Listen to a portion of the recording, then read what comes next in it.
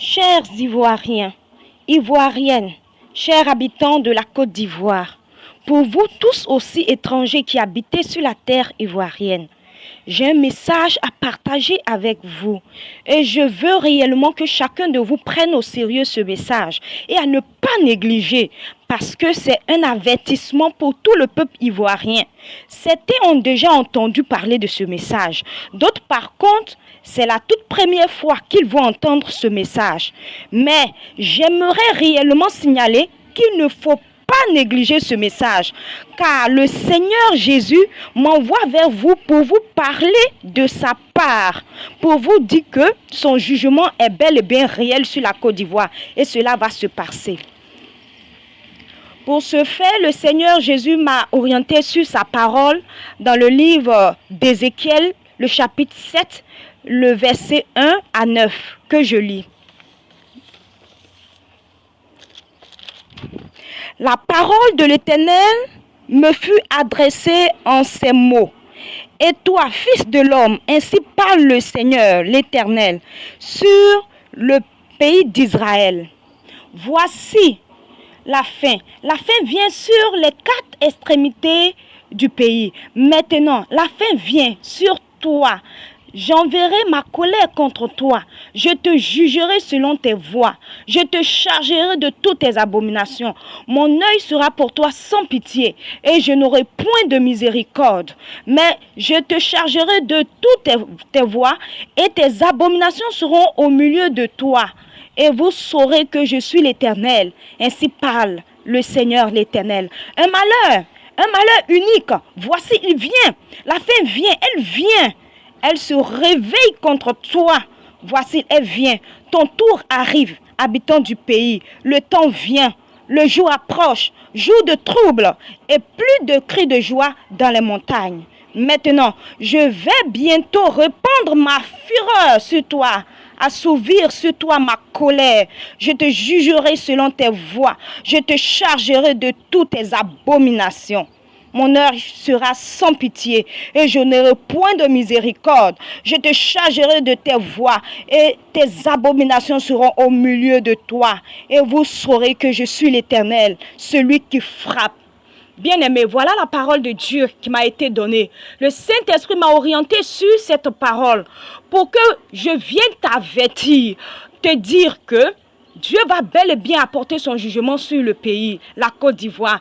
Aujourd'hui, beaucoup de personnes ont oublié ce message. D'autres personnes se disent que même on a trop entendu parler du message de jugement de Dieu sur la Côte d'Ivoire. Et aujourd'hui, on ne voit rien. Aujourd'hui, on ne voit rien. Ce ne sont que des mensonges. Je viens t'avertir pour te dire que ce n'est pas des mensonges. Ce ne sont pas des mensonges. Oui, c'est bel et bien réel. Si Dieu tarde à prononcer son jugement sur la Côte d'Ivoire, c'est simplement parce qu'il veut que tous parviennent à la repentance pour en échapper. C'est tout. Sinon, ce n'est pas parce que ce n'est pas la vérité. C'est bel et bien réel ce message. Parce que Dieu m'a dit, par sa grâce, je dis bien par sa grâce parce que ce n'est pas donné à tout le monde d'avoir la grâce de Dieu, de recevoir de sa part un message. Donc Dieu m'a dit qu'il va bel et bien prononcer son jugement sur le pays.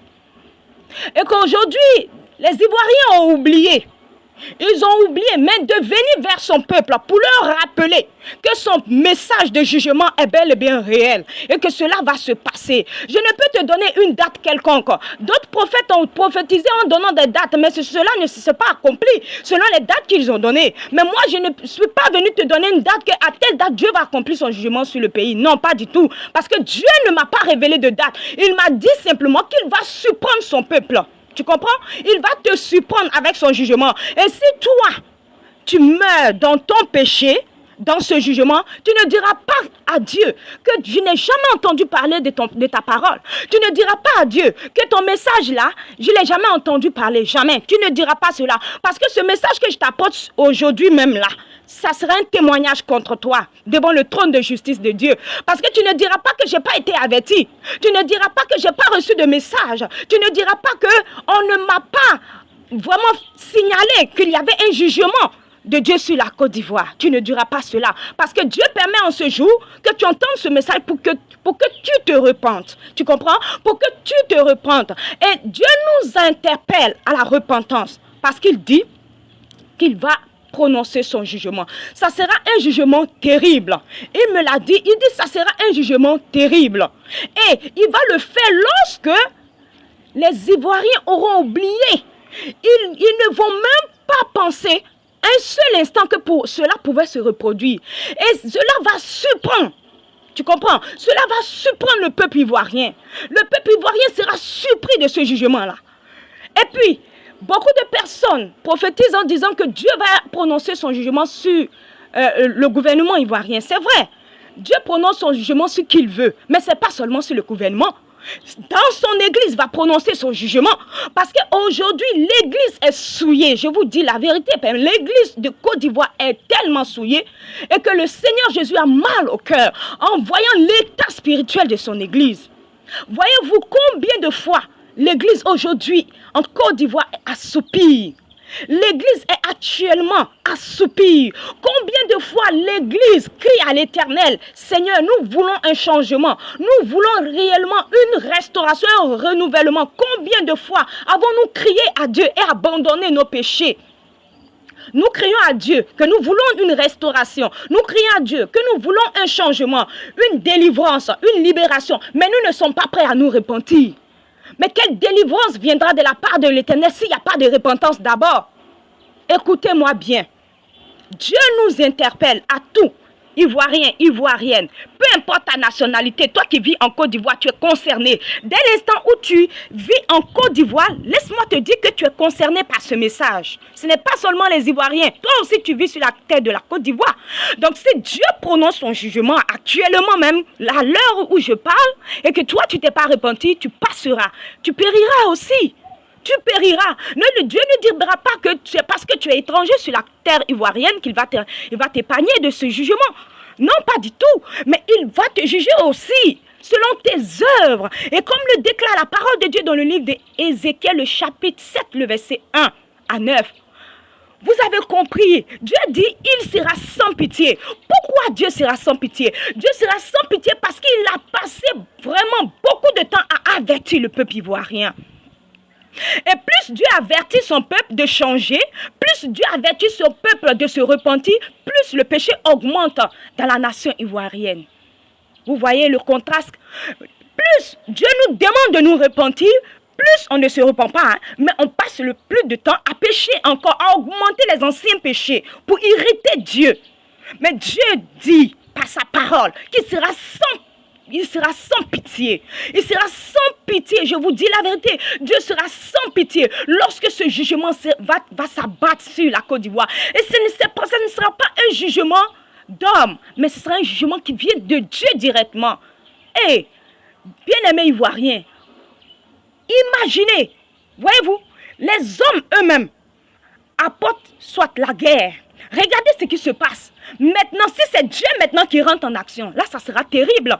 Ça sera terrible. Donc, ce jugement sera une terreur totale pour la Côte d'Ivoire.